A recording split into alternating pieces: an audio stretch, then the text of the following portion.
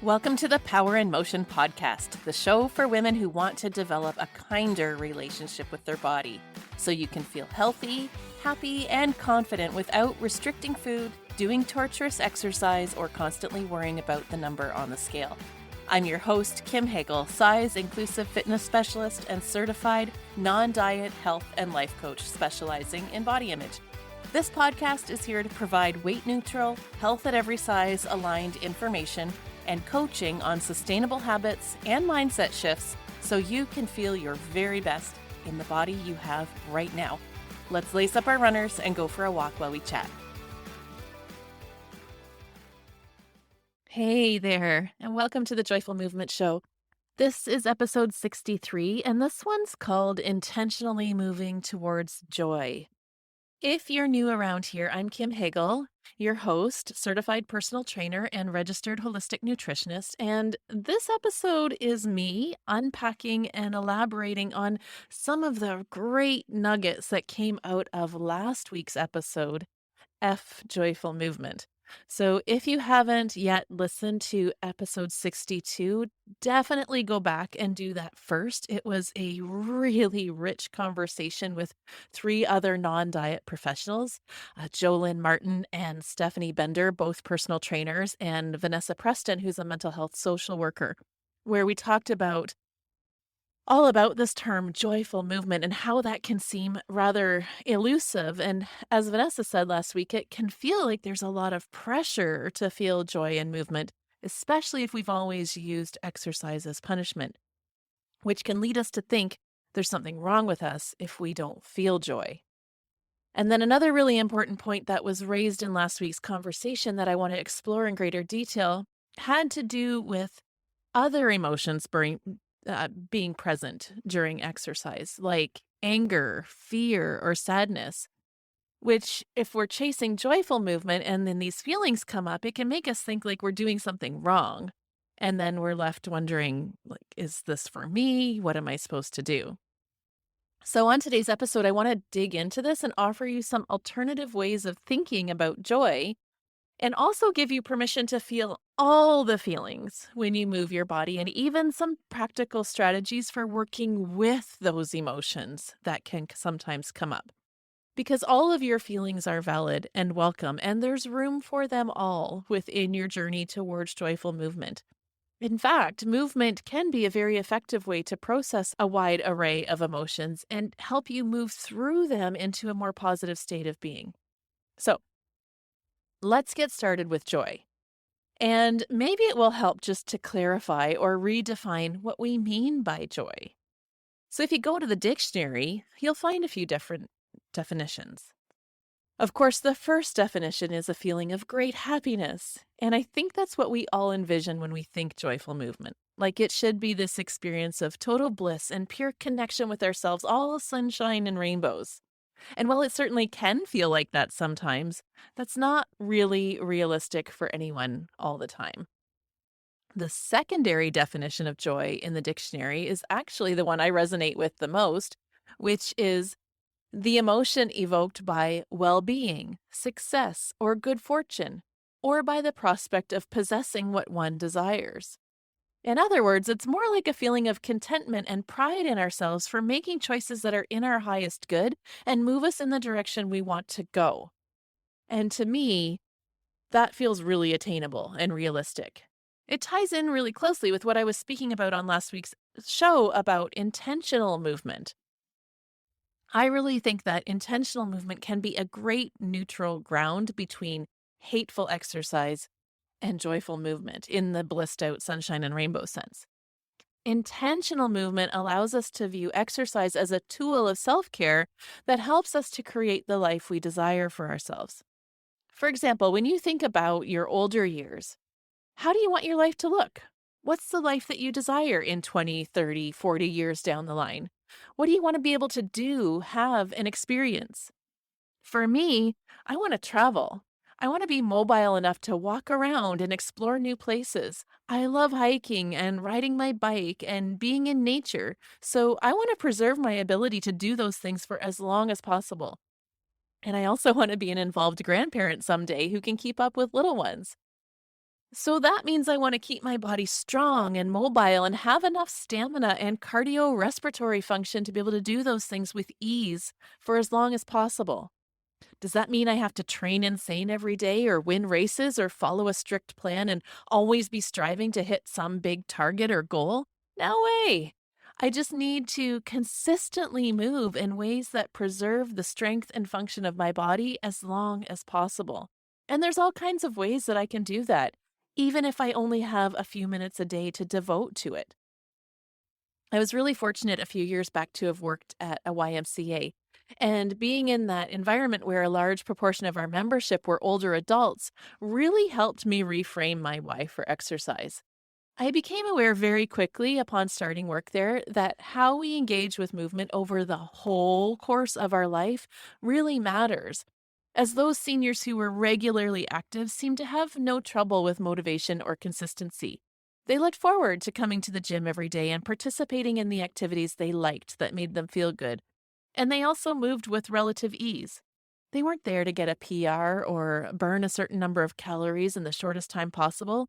They were simply there to keep feeling and functioning their best. So, even that simple reframe that joy is the emotion evoked by well being, success, or by the prospect of possessing what one desires helps to dismantle a lot of the pressure and negativity I might feel about exercise. Because when I envision my future and how I want to create it, my mindset then is one of love and abundance, not one of needing to fix myself. So that would be my first little tidbit of advice today is to lower the bar of your expectations around joy. There's absolutely nothing wrong with you if you don't feel blissed out euphoria during exercise. Most of us don't, except on some very rare occasions. And when it happens, yeah, it's amazing, but that doesn't mean you did something wrong when it doesn't. Take comfort in knowing that joy can simply be contentment, that you're on the course towards the life you desire. All right, but then what if you feel the opposite of content when you're exercising? What if you do feel angry, resentful, jealous, or sad? Well, that means you're human. Nothing has gone wrong. I don't know if you've ever heard the saying that emotions can get stored in your body, but there is actually truth to this. If we don't fully process emotions as we're feeling them, if we stuff them down, they stay stuck. And then when we're involved in an activity that triggers our memory, those emotions can come back to us. So, as Vanessa was saying in her example last week, as she was trying to change her relationship with exercise, she would find herself getting really angry whenever she worked out because she had unprocessed emotions about how she was treating her body previously when she worked out intensely. And when she dug into those feelings, it was because she was angry at herself for abusing her body, and those unprocessed emotions led to even body respecting movement to trigger those memories. Nothing's gone wrong if you feel challenging emotions. All emotions are part of the human experience, and they're all present for our highest good.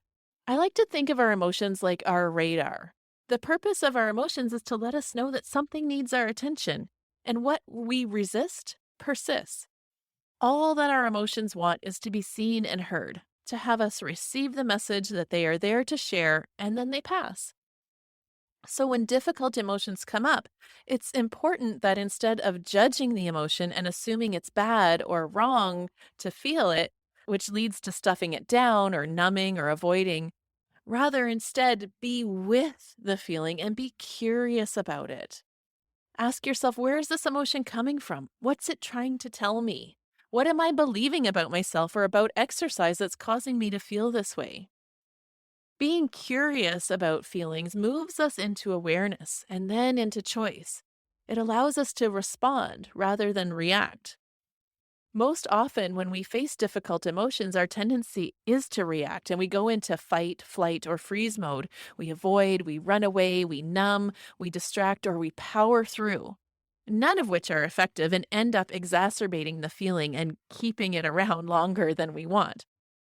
With curiosity and awareness, if certain types of movements trigger an emotion, then we can choose how we want to respond. So you can absolutely choose to avoid activities if they stir up difficult emotions while you work through your stuff. For example, I mentioned this in last week's episode with my running. For quite a while, as I was changing my relationship with exercise, running would trigger feelings of inadequacy, which was fueled by all the years I experienced being teased and subsequently seeking to validate my worth through competition. So I chose to not run for quite a while as I worked on my beliefs about myself. And in time, as I processed those feelings, I was able to come back to running and engage with it in a different way. So choosing rest, choosing gentle movement only, those are fine options and can help you reestablish that connection and trust with your body. Trust that you won't force yourself to do things you hate. Trust that you aren't exercising as punishment or to make up for things that you ate or to prove your worth through your accomplishments. You have full permission to rest, and if that feels like the most loving choice for where you're at, do that. I am quite confident that your body will begin to crave movement again once that trust is reestablished. So you don't have to worry that if you're choosing this, that you're destined to a life of inactivity.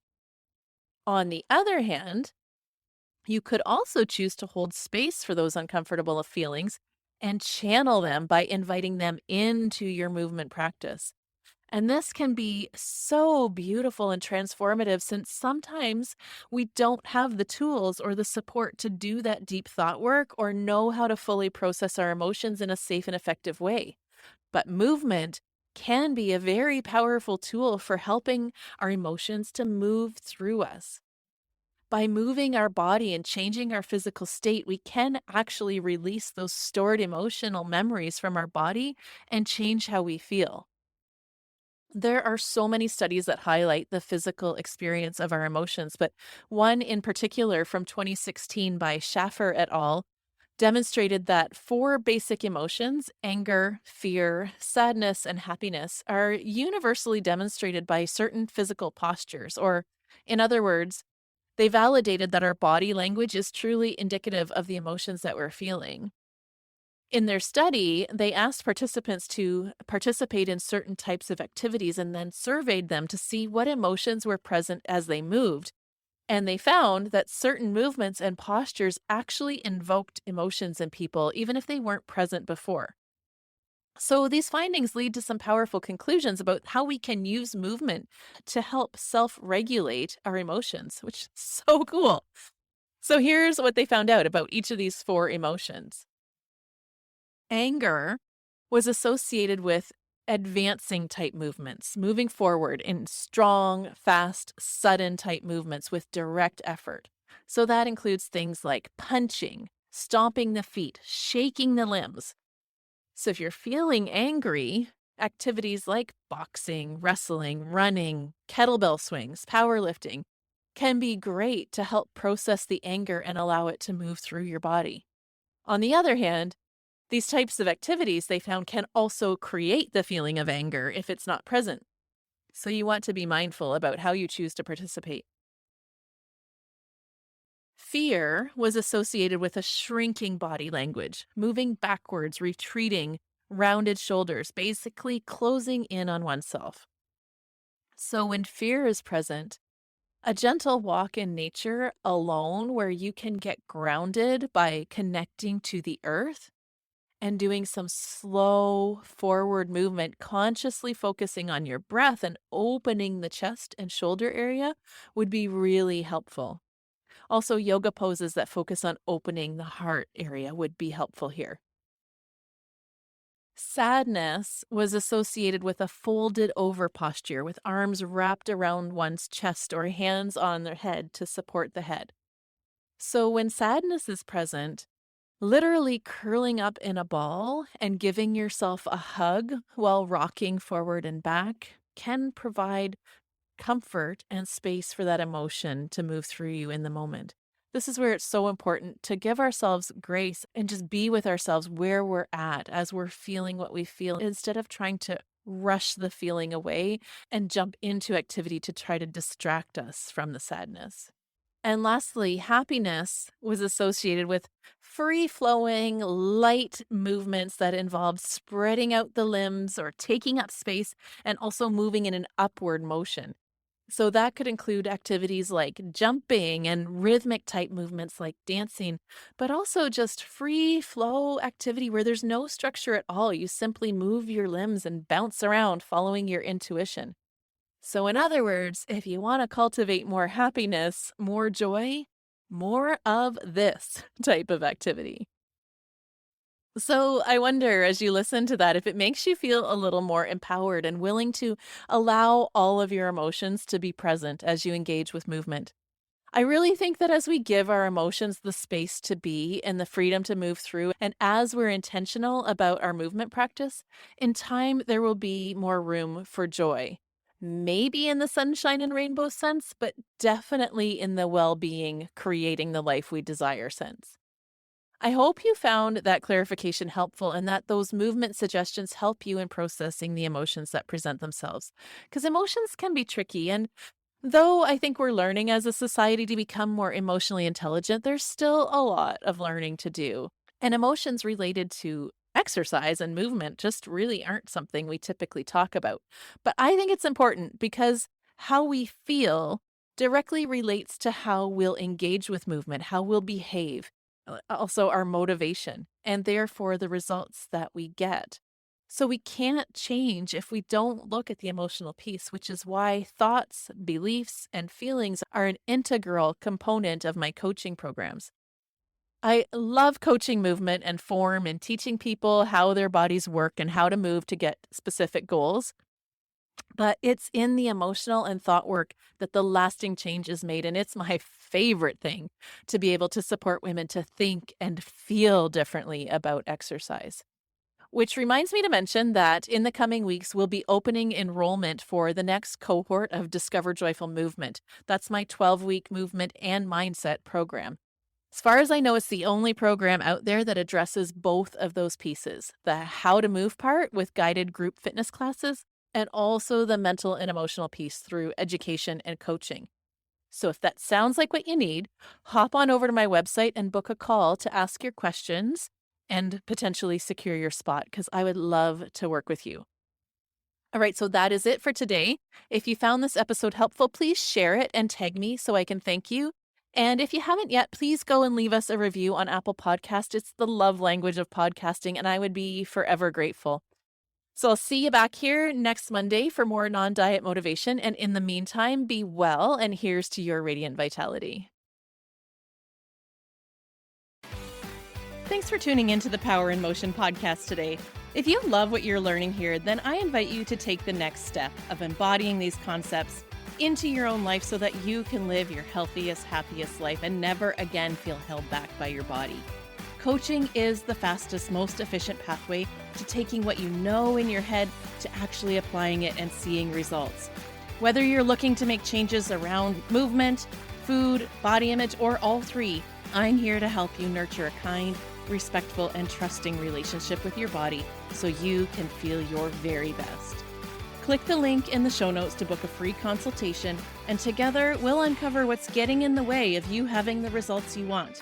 You'll leave this call knowing exactly what you need to work on, and together we'll explore whether one of my coaching offers is a good fit for you. I can't wait to meet you.